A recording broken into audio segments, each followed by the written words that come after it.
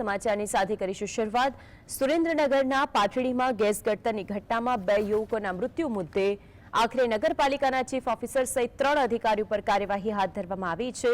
Chief officer, SI અને contractor સામે ગુનો દાખલ કરવામાં આવ્યો છે। મૃતક કર્મચારીઓને સેફટી વગર અને સાધન સામગ્રી વગર જ પમ્પિંગ સ્ટેશનમાં ઉતારવામાં આવ્યા હોવાનો ખુલાસો થયો છે।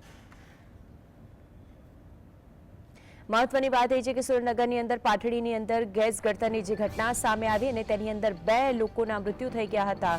હવે ચીફ ઓફિસર મોસમ પટેલ, એસઆઈ હર્ષદભાઈ વિરુદ્ધ ગુનો નોંધાયો છે। અધિકારીઓ વિરુદ્ધ હવે કાર્યવાહી હાથ ધરવામાં આવશે। ચીફ ઓફિસર, એસઆઈ અને કોન્ટ્રાક્ટર સામે ગુનો દાખલ થયો છે।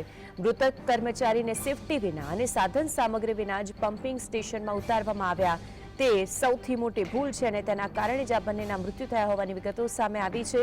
નગરપાલિકાના ચીફ ઓફિસર સહિત 3 અધિકારીઓ કે જેની સામે કાર્યવાહી કરાઈ છે।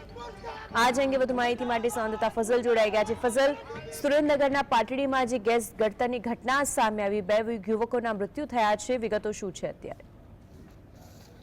નગર જિલ્લાના પાટડી નગરપાલિકાની બેદરકારીના કારણે 2 યુવકોના મોત નીપજવા પામ્યા છે। ખાસ કરીને 2 જે સફાઈ કર્મચારીઓ હતા તે સફાઈ કરવા માટે જે કુવામાં ઉતર્યા હતા ત્યારે ગેસ ગળતરની ઘટના સર્જાઈ હતી અને બંને યુવકોના ગુંગળામણના કારણે મોત નીપજવા પામ્યા છે। ત્યારે આજ અંગે ચીફ ઓફિસર સહિત 3 અધિકારીઓ સામે પાટડી પોલીસ સ્ટેશનમાં ગુનો દાખલ કરવામાં આવ્યો છે।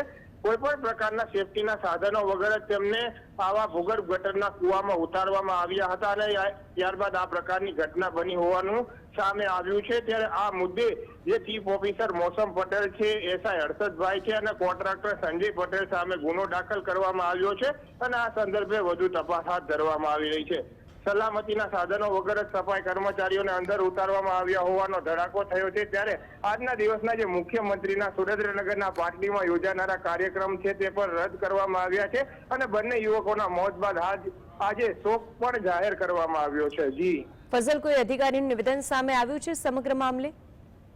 ખાસ કરીને જ્યારે આ પ્રકારની ઘટના બની છે ત્યારે હાલ જિલ્લા કલેક્ટર હોય, સુરેન્દ્રનગર જિલ્લા પોલીસ વડા હોય સહિતના અધિકારીઓ ત્યાં પહોંચ્યા છે અને ખાસ કરી તપાસનો ધમધમાટ શરૂ કરવામાં આવ્યો છે। ત્યારે આ મુદ્દે જે જિલ્લા કલેક્ટર છે તેમના દ્વારા એવું જણાવવામાં આવ્યું છે કે જે કાંઈ અધિકારીઓની બેદરકારી છે તેમના દ્વારા આ જે સફાઈ કર્મચારીઓને સેફટી વગરના સાધનોથી કુવામાં ઉતારવામાં આવ્યા હતા તે તમામ સામે પગલાં ભરવામાં આવશે। હાલ પ્રથમ તબક્કામાં જે ચીફ ઓફિસર છે મોસમ પટેલ તેની સામે ગુનો દાખલ કરવામાં આવ્યો છે। કોન્ટ્રાક્ટર સામે પણ ગુનો દાખલ કરવામાં આવ્યો છે અને કોઈને પણ મૂકવામાં નહીં આવે તેવું હાલ જિલ્લા કલેક્ટરે પોતાના પ્રાથમિક નિવેદનમાં જણાવ્યું છે અને આ મુદ્દે હાલ તપાસ ચાલુ છે। જી ફઝલ, આપ જોડાઈને વિગત જણાવી તે બદલ આપનો આભાર।